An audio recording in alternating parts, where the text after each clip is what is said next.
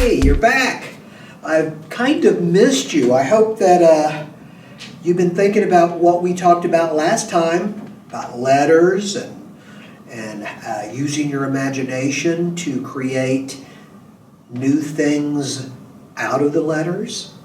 I hope that you kind of thought about what I talked about a little bit last time about self-respect and how important that is. Because if you don't have self-respect, that means that you maybe don't feel good about yourself. And if you don't feel good about yourself, boy, you can make bad decisions and make it even worse for yourself. So I want you to keep that in mind. Maybe talk to other young people like yourself about that and see what they think about it too. Okay, let's go on to respect yourself. Okay, before we get started, let's talk about the art supplies that we need for this project. All you need is white paper, right? It can be this size, it can be twice this size. It doesn't make a difference. Something big, and you will be working horizontally, lengthwise. Not this way, but this way, okay? Need pencils, maybe a marker. I like to use a marker. I like to go around everything that I do with a pencil. And some kind of either colored pencils or crayons. If you have oil pastels or pastels, if you want to do that, that's cool too. Even if you have watercolor, if you want to draw everything up and then use your watercolor, you can do that too. Whatever you want to do is fine. That's really what I want you to do. I really want you to use your imagination.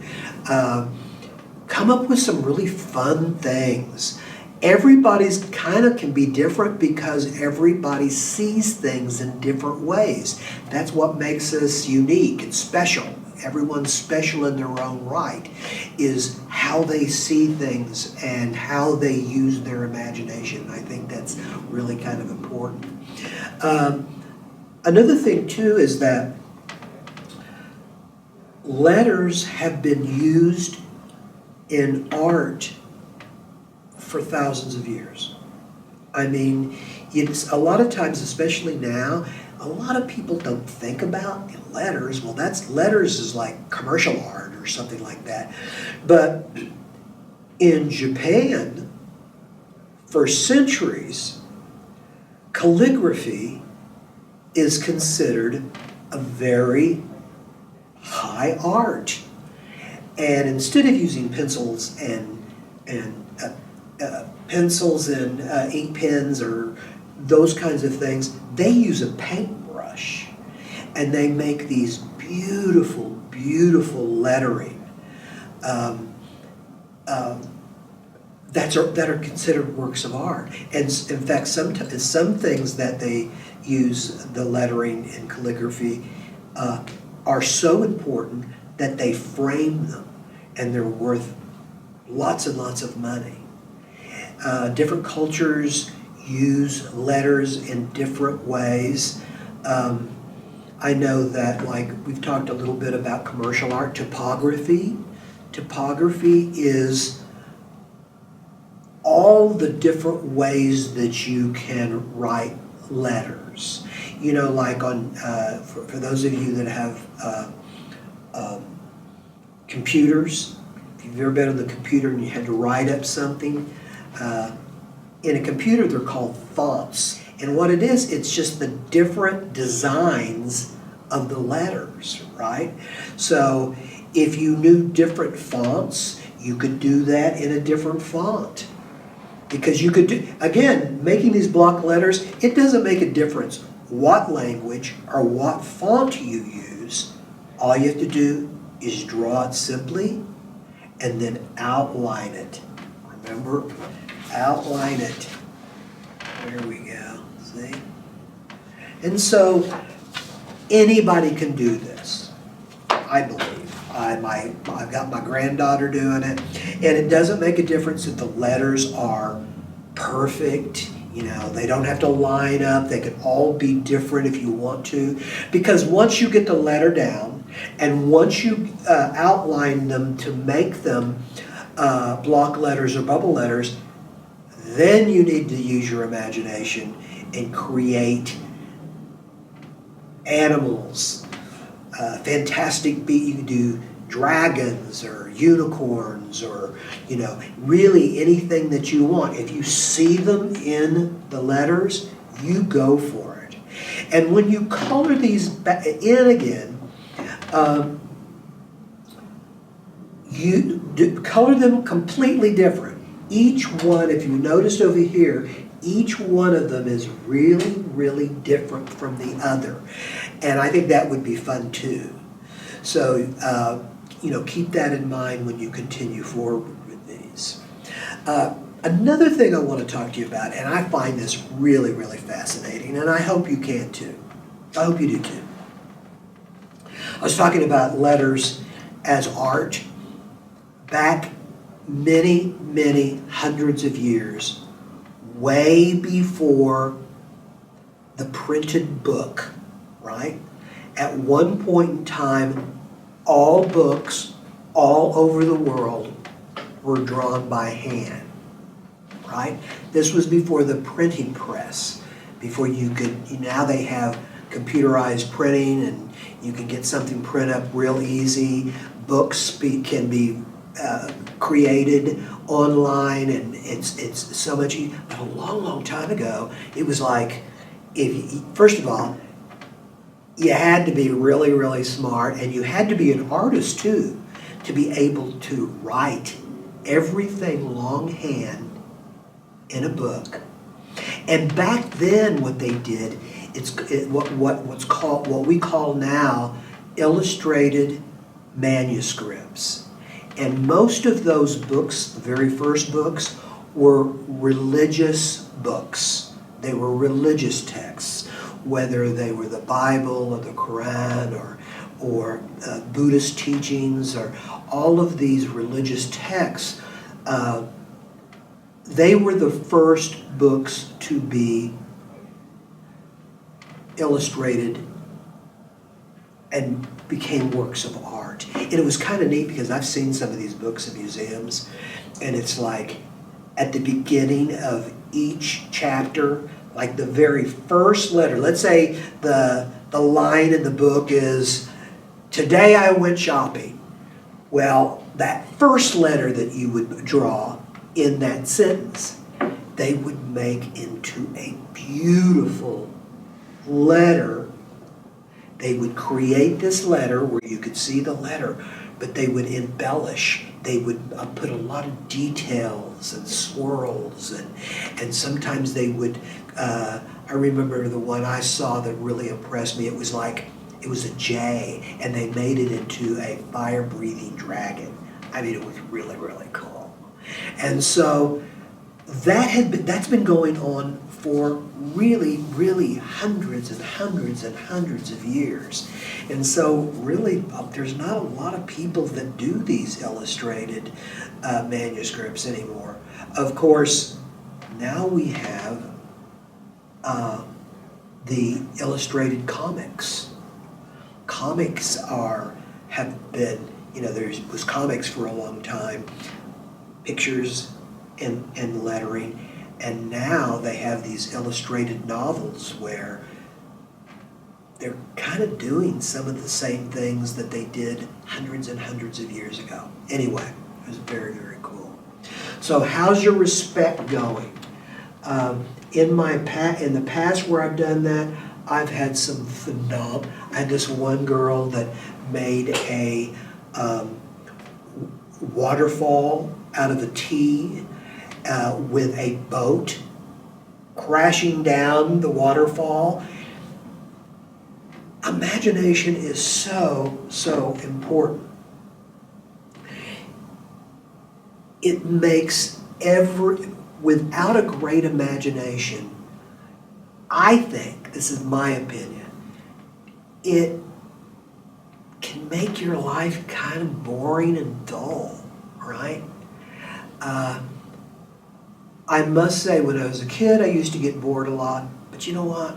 I don't get bored at all anymore. And I think a lot of reasons for that is that I'm a creative person. I'm an artist, and I love making stuff with my hands. So if there's not anything great on television, or I'm in between an art piece and I'm not going to make another one, or or what have you, I like to think up and do new things and create new things. And so having a great imagination, hey, if nothing else, it'll make your life a lot more interesting. Because who wants to do the same thing over and over and over and over again? I know that I don't. And so, yeah, I think that we're really kind of talking about two different things. We're talking about the art project and self-respect, and we're talking about the other thing, which is how do you use your imagination? You can use it for something really great, something good, maybe not so good. So the idea of combining them together, both respecting yourself and using your imagination, I think they go hand in hand. The better you do, right? The better that you do, the decisions that you make, you feel better about yourself. And when you feel better about yourself, people see you in that light. It's like a line. It's like, if you get a reputation of not being a trustworthy person, boy, that's just so difficult to get out of. It's hard to stop a bad reputation. So the best way to do it is don't get that reputation in the first place. If you try to always do the right thing, then people are going to look at you with a great deal of respect. And you know the old saying, you can't get respect unless you give it. That's so important. So let's wrap up a little bit. One more time. And another thing, after this is over with, I think it'd be real cool is to write your name, do your name in these block letters.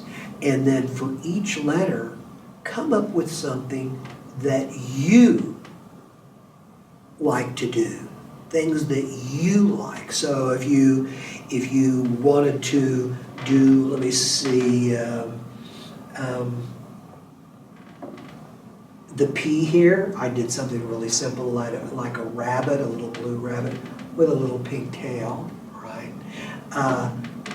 What I did is, what you could do is you could make a touchdown line, or you could use this C and make a well, I already made a loudmouth chicken. I don't know if you noticed that, but that's a loudmouth chicken with a tongue. I don't know, do chickens have tongues? I don't know. But anyway, use your imagination. Go for it. You're probably there by yourself right now. And go for it. Enjoy it. Don't worry about mistakes. Some of the best stuff I've ever done when I was first started out as an artist is I would make a mistake, and then once I made the mistake, I would ask myself, what can I do to make this better? That's how you grow as an artist, and really, that's how you grow as a person too. What can I do to make things better? And when you choose to make things better, and you continue to work, then you become a better artist. And it also, when you become a better person, you have more respect for yourself. And if you have more respect for yourself, you have more respect for other people. And that's a lesson that we all can learn, and it can also be something that we have to remind each other of all the time. So, until next time, I'm Mr. Paul. I hope you've enjoyed this. Let's get real crazy with these, make some really, really cool things out of them. And we will be back next time. I think that next time I've got kind of a surprise. I'm gonna be bringing in some more medium. I'm gonna be bringing some scissors and some stuff like that, and we can do a little bit something different next time. Anyway, be safe, be healthy, and have a great day, okay? Bye.